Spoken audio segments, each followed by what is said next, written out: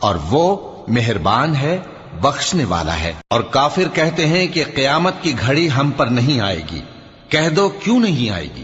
میرے پروردگار کی قسم وہ تم پر ضرور آ کر رہے گی۔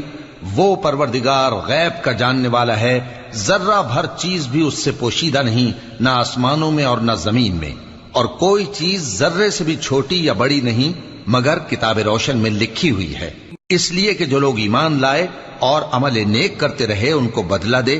یہی ہیں جن کے لیے بخشش اور عزت کی روزی ہے، اور جنہوں نے ہماری آیتوں کے بارے میں ہمیں ہرانے کی کوشش کی ان کے لیے سخت درد دینے والے عذاب کی سزا ہے۔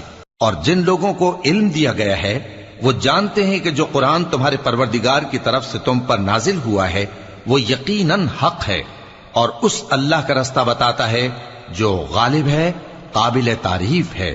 اور کافر کہتے ہیں کہ بھلا ہم تمہیں ایسا آدمی بتائیں جو تمہیں خبر